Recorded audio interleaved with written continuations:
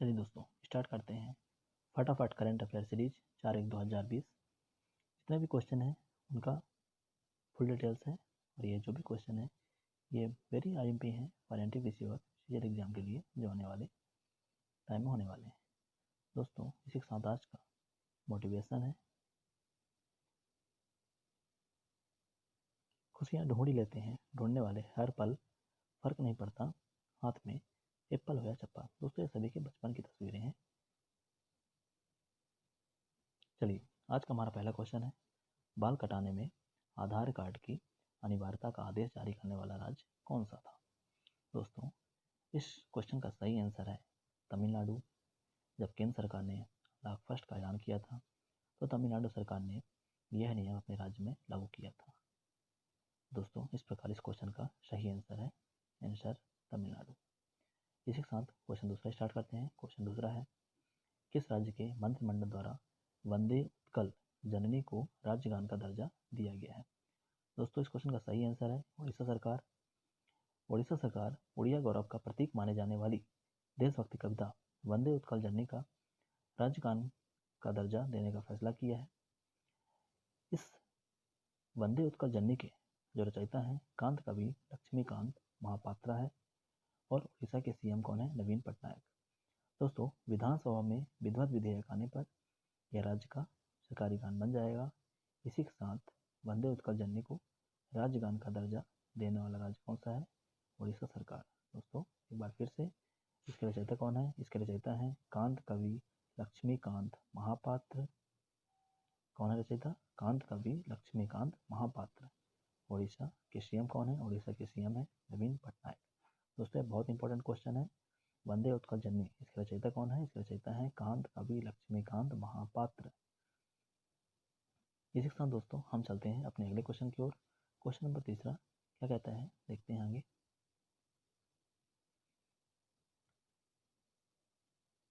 Question number तीसरा है, Stanley बांध कहाँ पर स्थित है। दोस्तों स्टैनली बांध क्यों फेमस है, स्टैनली बांध है तमिलनाडु में स्थित है और यह भारत के बड़े बांधों में से एक बांध है। ठीक है, इसकी मुख्य स्थिति कहाँ पर है, यह तमिलनाडु के धर्मपुरी जिला पर है और इसकी जो कुल लंबाई है दोस्तों, स्टैनली बांध की कुल लंबाई 1700 मीटर है। यह चर्चा में इसलिए रहा है क्योंकि तमिलनाडु सरकार ने खेती को बढ़ावा देने के लिए इस बांध को सिंचाई के लिए हाल ही में खोला गया है। तो दोस्तों स्टैनली बांध कहाँ पर स्थित है, स्टैनली बांध तमिलनाडु में स्थित है। इसकी लंबाई कितनी है, 1700 मीटर है। कहाँ पर है, तमिलनाडु में धर्मपुरी जिला पर है। ये चर्चा में क्यों है, चर्चा में इसलिए है क्योंकि तमिलनाडु सरकार ने खेती को बढ़ावा देने के लिए इस बांध को सिंचाई के लिए खोला है। ठीक है दोस्तों, इसमें मुख्य क्या है, इसमें मुख्य है कि यह स्थित कहाँ है, तो यह स्थित कहाँ है, तमिलनाडु के धर्मपुरी जिले पर है और इसकी कुल लंबाई 1700 मीटर है। ठीक है, तो इस क्वेश्चन का सही आंसर है ऑप्शन तमिलनाडु। इसके साथ हम चलते हैं अपने अगले क्वेश्चन की तरफ।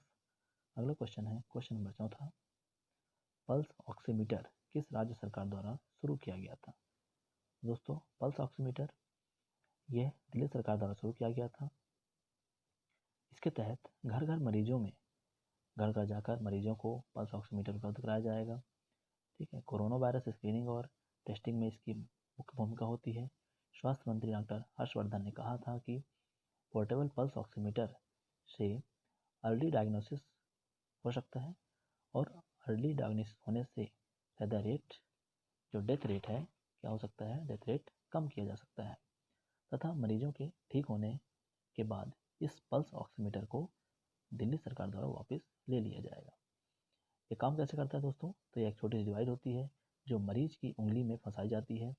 इससे उसकी नब्ज तथा खून में ऑक्सीजन की मात्रा का पता चलता है तथा सर्जरी के बाद मरीज के भीतर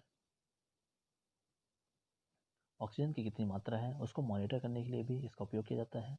स्वास्थ्य मनुष्य के अंदर ऑक्सीजन का जो सेचुरेशन लेवल होता है वो 95 से 100% के मध्य होता है। यदि 95% से कम ऑक्सीजन लेवल हो जाए तो फेफड़ों पर किसी तरह की परेशानी होने की संभावना भी हो सकती है। यह ऑक्सीमीटर एक लाइट छोड़ता है और यह लाइट रक्त कोशिका के रंग और उसके मूवमेंट को डिटेक्ट करता है। जिन रक्त कोशिकाओं में ऑक्सीजन मात्रा कम होती है वे चमकदार लाल दिखाई देते हैं तथा बाकी गहरी लाल दिखाई देती हैं। यदि मशीन 98% रीडिंग बताता है तो इसका मतलब क्या है? इसका मतलब है कि 2% कोशिकाओं में ऑक्सीजन नहीं है। तो दोस्तों, यह पल्स ऑक्सीमीटर, एक बार फिर से इसके बारे में देखते हैं। तो यह क्या है? यह ऑक्सीमीटर मरीज के अंदर एक लाइट छोड़ता है और फिर रक्त कोशिकाओं के रंग और उसके मूवमेंट को डिटेक्ट करता है। जिन रक्त कोशिकाओं में कम मात्रा में ऑक्सीजन होती है वे चमकदार लाल दिखाई देते हैं तथा बाकी गहरी लाल दिखाई देती हैं। यदि मशीन 98% रीडिंग बताता है तो इसका मतलब यह है कि 2% कोशिकाओं में ऑक्सीजन नहीं है। दोस्तों, इस पल्स ऑक्सीमीटर का घर घर जाकर वितरण करने का फैसला किसने किया था? दिल्ली सरकार ने किया था। यह एक छोटी सी डिवाइस होती है जो मरीज की उंगली में फंसाई जाती है, जिससे उसके नब्ज तथा खून में ऑक्सीजन की मात्रा का पता चलता है और सर्जरी के बाद मरीज को मॉनिटर करने के लिए भी यह बहुत ही उपयोगी है। और दोस्तों, स्वास्थ्य मनुष्य के शरीर में ऑक्सीजन का सैचुरेशन लेवल कितना होता है? 95 से 100% होता है। 95% से यदि सैचुरेशन लेवल कम हो जाए तो फेफड़ों पर किसी तरह की परेशानी होने की संभावना भी हो सकती है। तो दोस्तों, इस क्वेश्चन का सही आंसर है, इस क्वेश्चन का सही आंसर क्या है? इस क्वेश्चन का सही आंसर है दिल्ली सरकार। चलिए, हमारा अगला क्वेश्चन है क्वेश्चन नंबर 5वां। उत्तर प्रदेश का कौन सा हवाई अड्डा अंतर्राष्ट्रीय हवाई अड्डा घोषित किया गया है? तो दोस्तों, इसका सही आंसर है कुशीनगर हवाई अड्डा।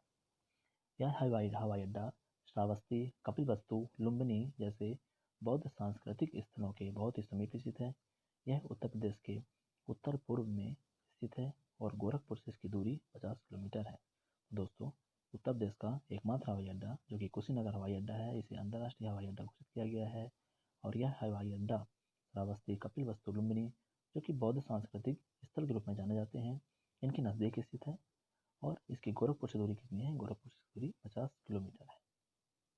चलिए, हम अगले क्वेश्चन नंबर 6। देविका तथा फुनेजा सेतु का शुभारंभ कहाँ किया गया है? तो दोस्तों, इसका शुभारंभ जम्मू और कश्मीर के उधमपुर तथा डोडा जिले में किया गया है। इसका शुभारंभ केंद्रीय मंत्री डॉक्टर जितेंद्र सिंह ने किया था।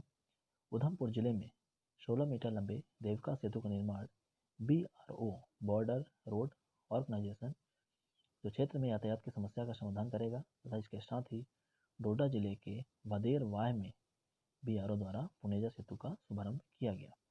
ठीक है, तो किसने उद्घाटन किया था? शुभारंभ किया था डॉक्टर जितेंद्र सिंह ने। पहले कहाँ बनेगा? जो उधमपुर जिले में 16 मीटर लंबे देविका सेतु का निर्माण कौन करेगा? BRO। दोस्तों, BRO क्या है? तो BRO है बॉर्डर रोड ऑर्गेनाइजेशन। यह ऐसा संगठन है जो सीमावर्ती क्षेत्रों में सड़कों तथा पुलों का निर्माण व रखरखाव करता है। इसकी स्थापना 7 मई 1960 को हुई थी। हेडक्वार्टर इसका दिल्ली में स्थित है। अगला क्वेश्चन है क्वेश्चन नंबर 7। हाल ही में बेजान दारूवाला का निधन हो गया है, वह किससे संबंधित है? तो दोस्तों, बेजान दारूवाला एक प्रमुख ज्योतिष शास्त्र हैं और इनकी कुछ प्रमुख भविष्यवाणी है। इनकी भविष्यवाणी क्या क्या है? अटल बिहारी वाजपेयी, मोरारजी देसाई तथा नरेंद्र मोदी की जीत के साथ साथ ही इन्होंने राजीव गांधी की हत्या की भी भविष्यवाणी की थी। इसके साथ ही संजय गांधी की भी भविष्यवाणी इन्होंने की थी।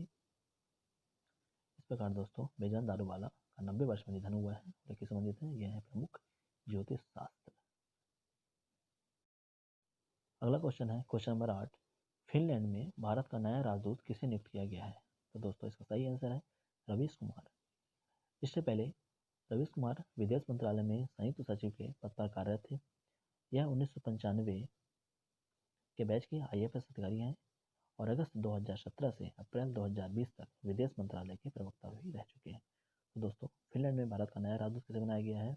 रवीश कुमार जी को बनाया गया है और यह अगस्त 2017 से अप्रैल 2020 तक विदेश मंत्रालय के प्रवक्ता भी रह चुके हैं।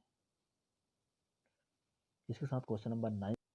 प्रसिद्ध खिलाड़ी बॉबी जो मोरो का निधन हो गया है, वह किससे संबंधित है? तो दोस्तों, प्रसिद्ध खिलाड़ी बॉबी जो मोरो एक तेज धावक हैं और यह अमेरिका के निवासी हैं। यह अमेरिका के फर्राटा धावक हैं। ये चर्चा में क्यों है? इन्होंने मेलबोर्न ओलंपिक में जो कि 1956 में संपन्न हुआ था, इसमें 100 मीटर, 200 मीटर तथा 4 गुणा 100 मीटर में इन्होंने स्वर्ण पदक जीता था। दोस्तों, इन्होंने 1956 में मेलबर्न ओलंपिक में 100 मीटर, 200 मीटर तथा 4 गुणा 400 मीटर में इन्होंने स्वर्ण पदक जीता था। इसलिए यह न्यूज़ में थे। तो दोस्तों ये कहाँ के निवासी हैं? यह हैं अमेरिका के निवासी हैं और यह एक तेज धावक थे। इनका हाल ही में निधन हो गया है। चलिए हम अपने अगले क्वेश्चन की ओर चलते हैं, क्वेश्चन नंबर 10 की ओर। क्वेश्चन नंबर 10, किस अनुच्छेद के तहत प्रत्येक राज्य का एक राज्यपाल हो?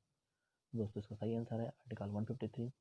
आर्टिकल 153 के तहत प्रत्येक राज्य का एक राज्यपाल होना चाहिए। लेकिन 7वें संविधान संशोधन अधिनियम 1956 के द्वारा एक ही व्यक्ति को 2 या 2 से अधिक राज्यों का राज्यपाल भी नियुक्त किया जा सकता है। कौन सा अधिनियम? 7वें संविधान संशोधन अधिनियम 1956 के अनुसार एक ही व्यक्ति को 2 या 2 से अधिक राज्यों का राज्यपाल भी नियुक्त किया जा सकता है। इसी के साथ ही आर्टिकल 154 में क्या कहा गया है? इसमें कहा गया है कार्यपालिका की शक्ति राज्यपाल में निहित होती है। आर्टिकल 155, राज्यपाल की नियुक्ति राष्ट्रपति द्वारा की जाती है। आर्टिकल 157 एंड 158 क्या कहा गया है? पद की आवश्यक पात्रता के बारे में बात की गई है। और पद की शर्तें क्या होती हैं? भारत का नागरिक होना चाहिए और इनकी उम्र 35 वर्ष से कम नहीं होनी चाहिए और ये ना तो संसद के किसी सदन का सदस्य होना चाहिए और ना ही राज्य विधायिका के सदस्य होने चाहिए और ये किसी भी लाभ के पद पर कार्यरत नहीं होने चाहिए। तो दोस्तों इस क्वेश्चन का सही आंसर क्या है? इस क्वेश्चन का सही आंसर है आर्टिकल 153, जिसके तहत प्रत्येक राज्य का एक राज्यपाल होना चाहिए। तो दोस्तों इसी प्रकार के और भी सेशन को पढ़ने के लिए लाइक करें और सब्सक्राइब करें।